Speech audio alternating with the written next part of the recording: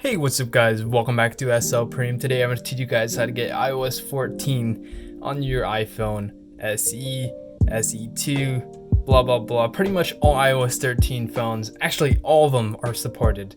So it's actually pretty easy to do. First thing you do is go to Safari and then type in iOS 14 beta profile. And then you can go ahead and click on the first one.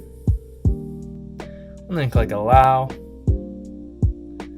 And now it says it's downloaded. You go to your settings, and then it says profile downloaded. Make sure it's Apple Inc., Apple Care, profile signing certificate verified.